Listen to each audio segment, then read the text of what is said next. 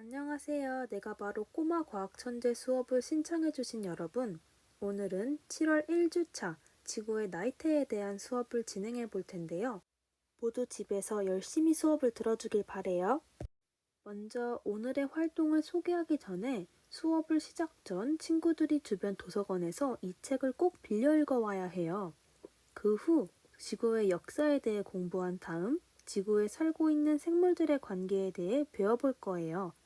마지막으로 그동안 배운 내용을 떠올리며 티라노사우루스 모형을 만들어 보겠습니다.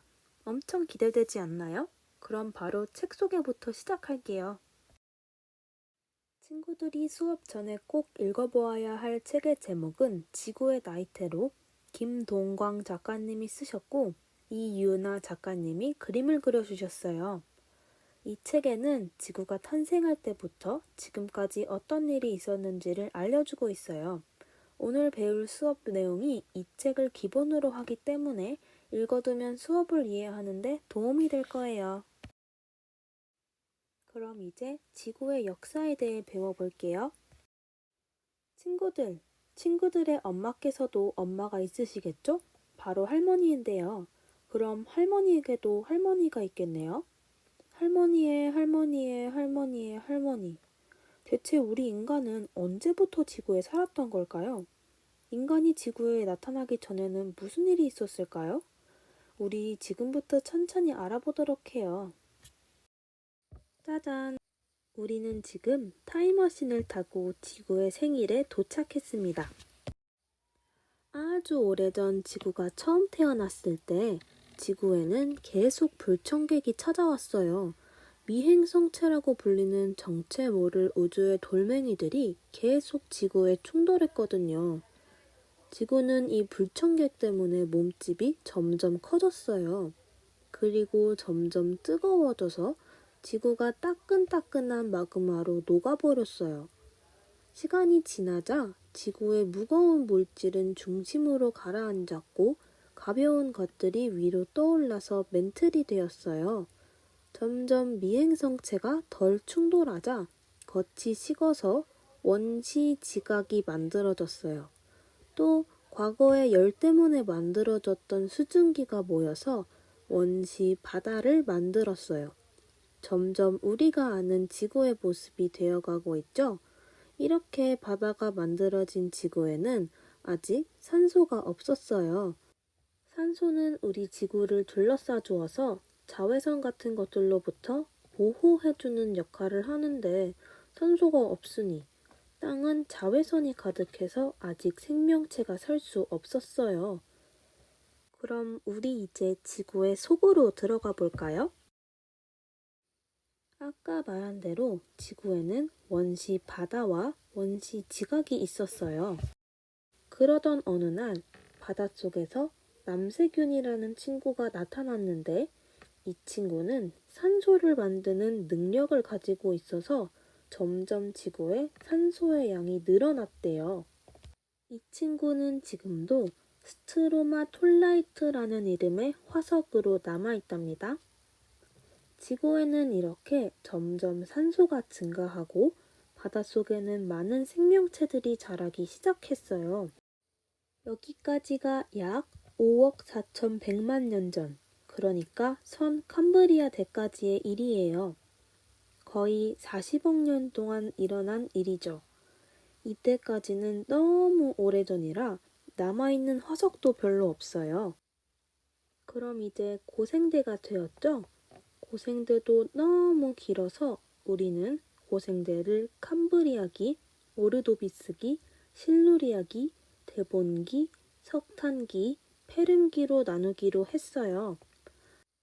아까 약 5억 4,100만 년 전 이전을 선 캄브리아대라고 부른다고 했죠? 이건 선 캄브리아대 바로 다음에 오는 게 캄브리아기라서 붙여진 이름이에요.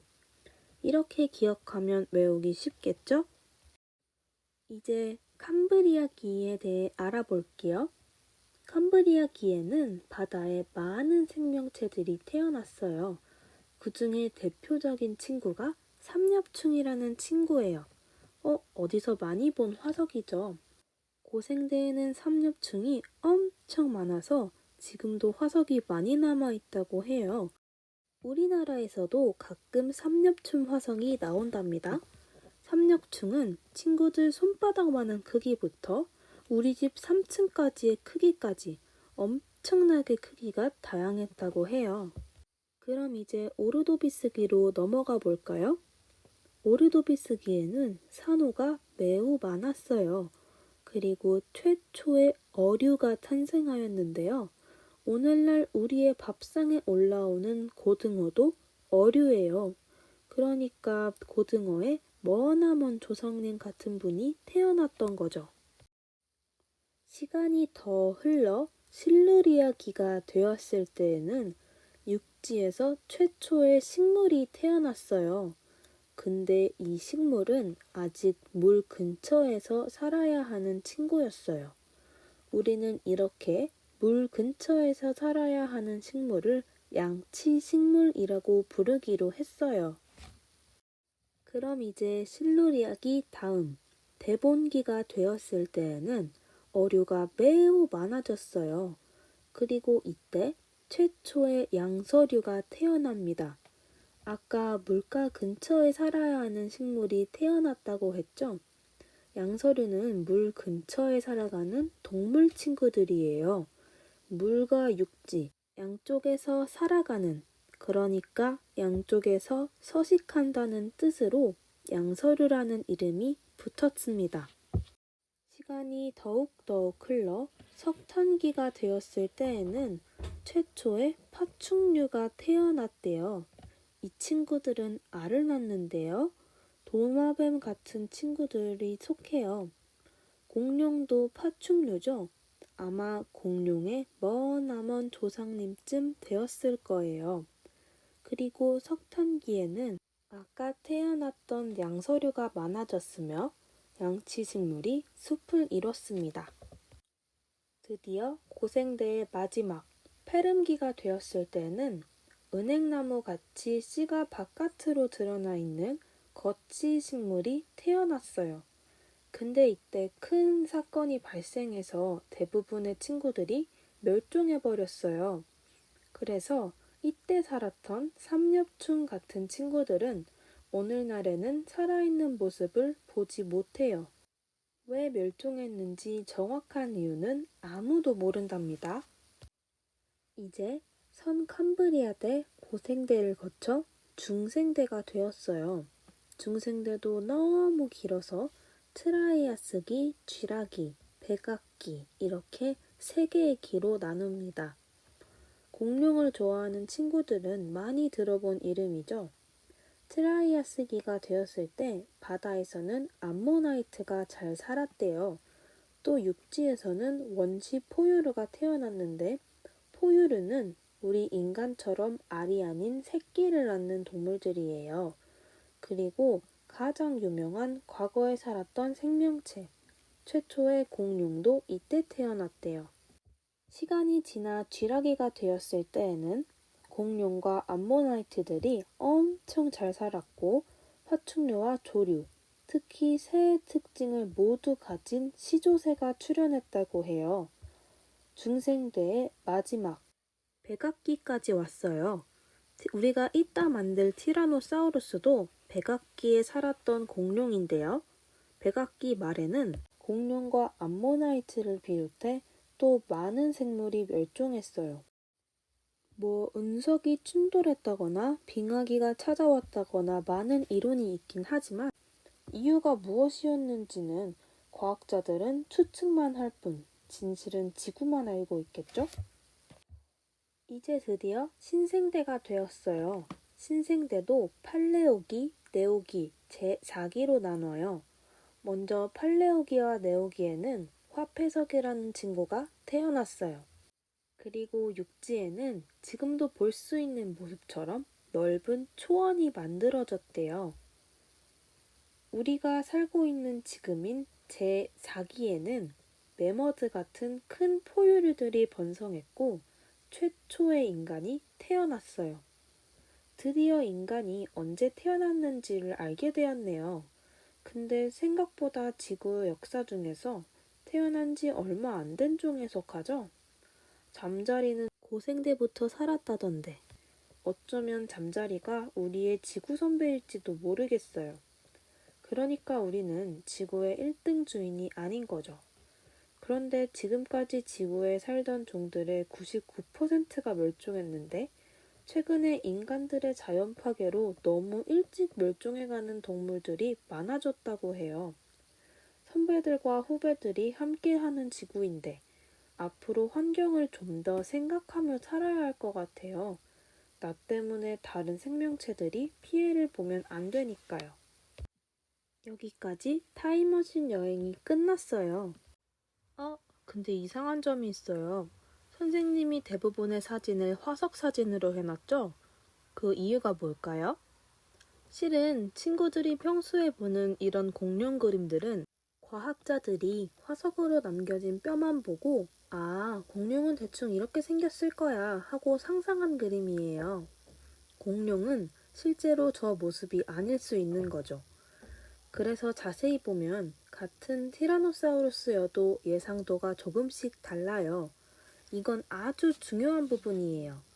옛날에 코끼리 뼈를 본 사람들은 뼈만 보고 코끼리가 이렇게 생겼다고 생각했어요. 근데 실제로 코끼리는 이렇게 생겼죠? 뼈만 보고 추측한 모습은 실제 모습과 아주 다를 수 있어요. 그래서 우리는 예상도의 모습이 진짜라고 믿어서는 안 돼요. 알았죠? 그럼 화석은 어떻게 만들어지는 걸까요? 모든 생명체들이 화석으로 남는 것은 아니에요. 뼈 같은 단단한 부분이 있어야 하고 생명체가 죽고 분해되기 전에 빨리 묻혀야 하며 지진 같은 심한 지각 변동이 일어나지 않아야 해요. 화석이 되기 참 어렵죠? 근데도 남아있는 화석이 이렇게나 많다니 지구에 살았던 생명체들이 얼마나 많았는지 짐작도 안 가네요. 여기까지 지구의 역사에 대한 수업이 끝났어요. 어땠나요? 이따 티라노사우루스를 만들며 잠깐씩 복습할 테니 까먹으면 안 돼요. 그럼 이제 두 번째, 지구에 살고 있는 생물들 간의 관계에 대해 알아볼게요. 생명체들은 지구에 오랫동안 살아오며 자신에게 유리한 방식으로 진화했어요. 인간은 두 손을 사용할 수 있게 두 발로만 걷는 직립보행을 하는 방식으로 진화한 반면 치타 같은 친구들은 네 발로 빠르게 달릴 수 있게 진화해왔죠. 또 인간의 뇌는 점점 커져서 높은 지능을 가지게 되었지만 큰 머리를 지탱하는데 많은 에너지를 소비해야 해요. 반면에 나방은 뇌가 작아서 지능은 낮긴 하지만 날개를 진화시켰기 때문에 후손을 많이 퍼뜨릴 수 있어 인류보다 오랫동안 지구에 살아왔대요. 아까 지구에 살던 99%의 종이 멸종했다고 했죠? 그럼 그 1%는 어떻게 살아남을 수 있었을까요? 생물들은 변화하는 환경에도 살아남기 위해 다양한 종으로 나뉘었어요. 같은 거북이과에도 바다 거북이가 있고 육지 거북이가 있듯이 말이죠. 이렇게 조금씩 다른 종이 되면서 생명체들은 지구에서 살아남을 확률이 높아졌어요. 그래도 여전히 멸종해 나가는 생명들이 있었을 텐데 1%의 동식물은 어떻게 살아남을 수 있었던 걸까요? 친구들은 엄마를 닮기도 아빠를 닮기도 했지만 엄마나 아빠랑 완전 똑같은 사람은 아니죠? 엄마와 아빠 두 분 모두를 닮았기 때문에 조금씩 차이가 생길 거예요. 동식물들은 이렇게 자식을 낳을 때도 조금씩 변화를 주어서 변화된 환경에 적응할 수 있는 생명체가 많아지도록 했어요. 이뿐만이 아니에요. 동물들의 경우 서로 특별한 관계를 맺어서 유리하게 살아왔습니다. 함께 그 차례를 알아보도록 해요. 먼저 똑같은 종들 사이에서 계속 싸움이 일어난다면 살아남기 힘들겠죠? 그래서 동물들은 가족끼리 가장 효율을 낼 수 있는 방법으로 살아가고 있대요. 첫 번째로 텃세라는 방법이 있어요. 서로에게 일정한 구역이 있는 거예요. 이 구역을 서로 침범하지 않는다면 서로 평화롭게 살 수 있어요. 이 텃세의 방법을 사용하는 친구들로는 얼룩말, 까치, 백로가 있답니다. 그 다음으로는 순위제예요. 누가 강한지 싸워보고 가장 강한 동물들부터 순위를 정해서 지내는 거예요. 이렇게 하면 같이 다니는 동물들끼리 질서가 생기고 쓸데없는 싸움이 일어나지 않는데요.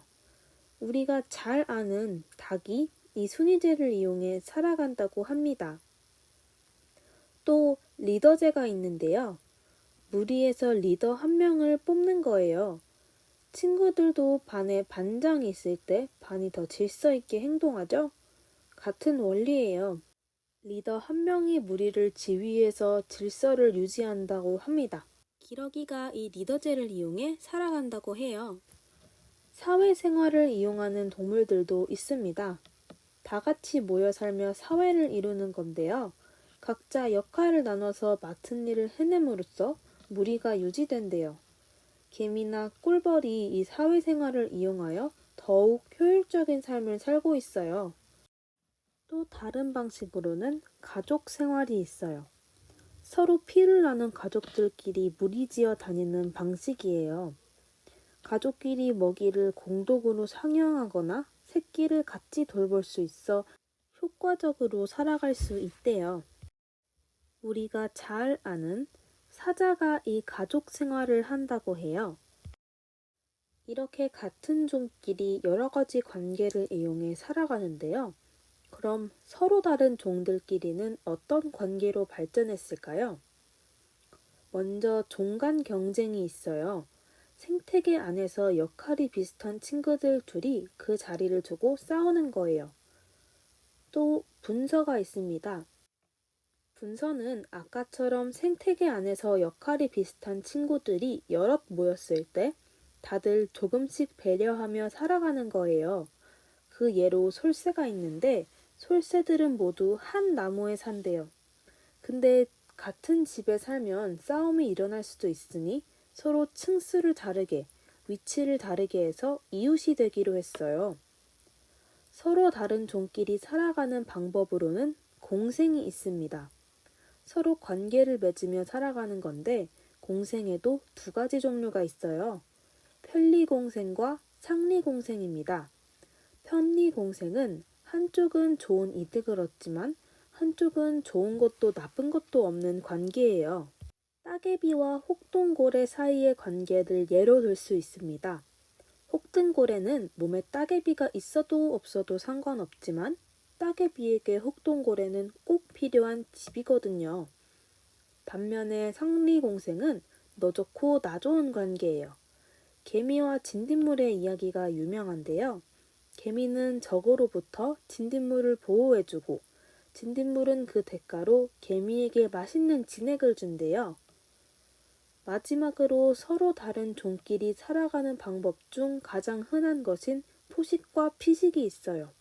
한마디로 잡아먹고 잡아먹히는 관계인데요. 잡아먹는 동물을 포식자, 잡아먹히는 동물을 피식자라고 합니다. 대표적으로 치타와 가젤이 있죠. 치타는 가젤을 잡아먹고 살아요. 그러니까 치타가 포식자, 가젤이 피식자인 거죠.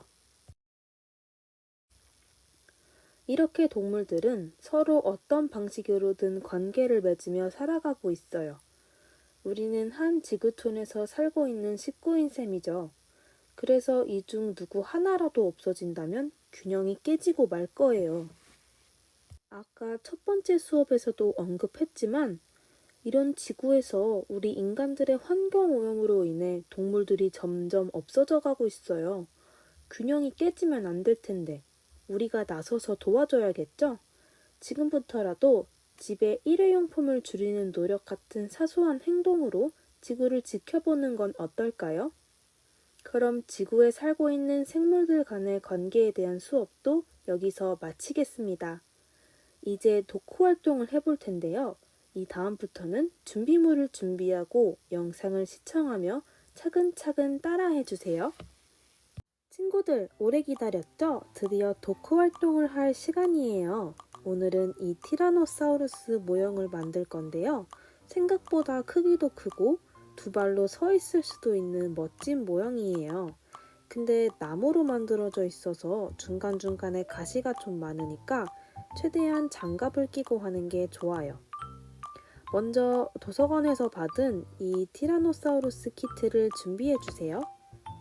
키트를 열어보면 이 안에는 나무 판 두 판과 사포 그리고 사용 설명서가 들어있어요. 여기서 사포는 아까 선생님이 말했던 것처럼 키트에 가시가 나올 수 있으니 밀어주면서 하라는 얘기예요. 혹시 친구들도 키트가 너무 까끌까끌하다 싶으면 사포로 꼭 밀어주고 작업을 진행해주세요. 자, 이제 사용 설명서 뒷면을 펼쳐보면 숫자가 써져 있는 그림이 있죠? 이 숫자가 아주 중요해요. 숫자대로 연결을 해줘야 되거든요. 그럼 바로 만들기를 시작해볼까요? 과정이 너무 빠르면 중간중간 멈추면서 만들어도 좋아요. 먼저 판에서 25번과 26번이 같이 써져 있는 판을 떼어주세요. 그 다음 바로 옆에 있는 머리 부분 25번이 적힌 부분도 떼어주고 그 밑에 있는 26번이 적힌 부분도 떼어주세요. 머리 부분에 작은 나무 조각을 떼어주는 것도 잊지 말고요. 그 다음 선생님처럼 같은 번호가 있는 부분을 끼워줍니다. 이제 머리 부분을 완성했으니 척추를 만들어 볼게요. 머리 부분을 떼었던 판에서 가장 큰 척추 부분 판을 떼어주세요. 그 다음 척추판에 24가 적힌 부분과 머리가 파인 부분을 연결해줍니다. 벌써 약간씩 티라노사우루스의 모습이 보이죠? 이제 척추뼈를 연결해 볼게요. 각 판에 쓰여 있는 12번부터 16번까지의 부분을 떼어서 한 줄로 정렬해 줍니다.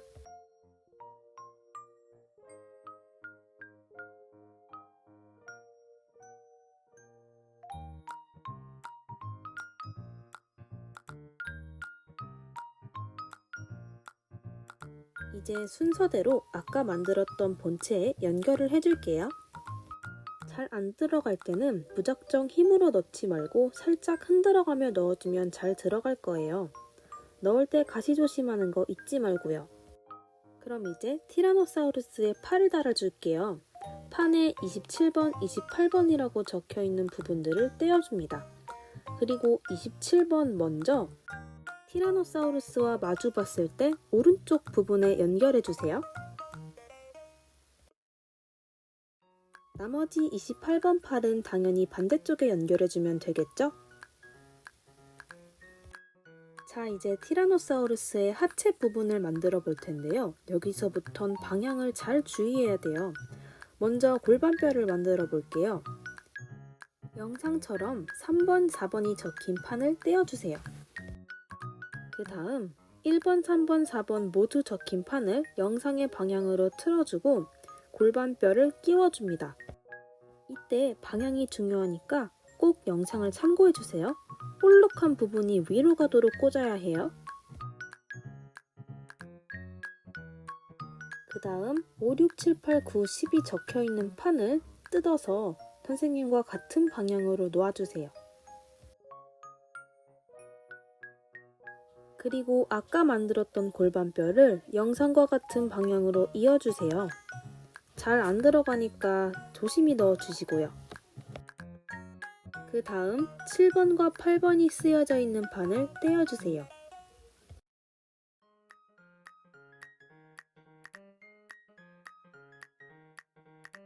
아까 연결한 골반판에 7번과 8번이 들어갈 부분이 있었죠? 그 부분에 7, 8번을 이어줍니다. 방금 선생님이 손으로 짚은 방향 그대로 이어주는 게 가장 중요해요. 잘못하다간 엉덩이가 거꾸로 된 티라노사우루스가 만들어질 수 있거든요. 이제 판에 9번과 10번 부분을 띄워줍니다. 티라노사우루스의 다리를 연결해 줄 거예요. 다리도 방향이 중요해요. 아까 9번, 10번이 들어갈 자리에 영상처럼 끼워줍니다. 코끼리 상아 같은 골반뼈랑 같은 방향으로 끼워주는 점 잊지 마세요. 이제 아까 만들었던 본트랑 연결을 해줄게요. 선생님처럼 실수하지 말고 꼭 방향 지켜서 이어주기. 이제 마지막 꼬리를 만들어 볼 건데요. 아까 판에서 남은 가장 큰 판을 띄워줍니다.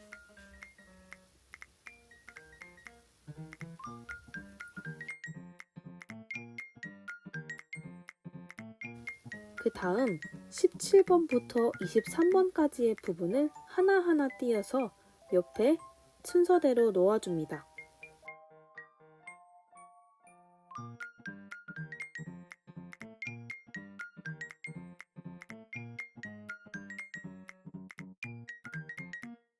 아까 척추표를 끼운 것처럼 이것도 순서대로 하나하나씩 연결해주세요.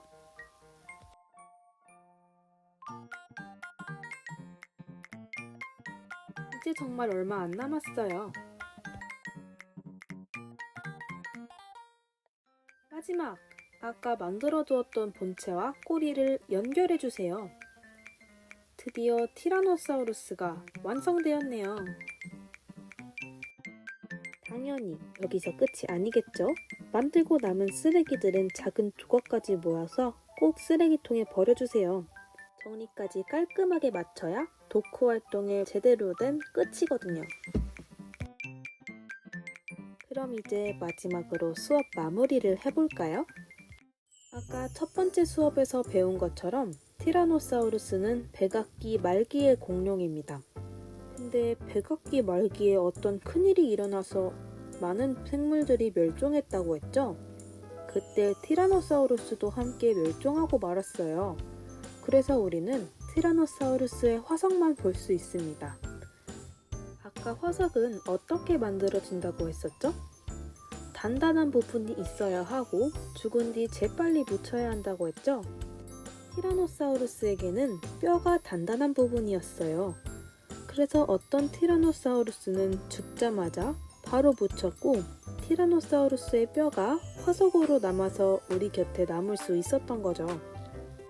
그 당시 육지의 무시무시한 포식자였을 티라노사우루스를 만들어 본 기분이 어떤가요? 인간이 살던 훨씬 이전의 생물을 직접 마주하다니 기분이 살짝 오묘하기도 한 것 같아요. 뿐만 아니라 두 번째 수업에서 배웠던 지구에 사는 생물들 간의 관계까지 오늘 참 많은 것들을 배웠죠? 이것들을 꼭 까먹지 않길 바래요. 나중에 중학교나 고등학교에 올라가서 과학 수업 시간에 꼭 배울 내용들이니까요. 그리고 분명 오늘 수업에 모르는 단어가 있는 친구가 있었을 수도 있어요. 그럴 경우엔 댓글로 꼭 질문을 남겨주세요. 이제 정말 마지막! 오늘 수업에 배운 내용들을 복습하기 위해 퀴즈를 한 개 낼게요. 이 퀴즈의 답을 잘 고민한 후 수업이 끝난 다음 댓글로 달아주세요. 선생님이 하나하나 확인하고 정답인지 아닌지 알려줄게요. 그럼 오늘 수업은 여기까지. 안녕!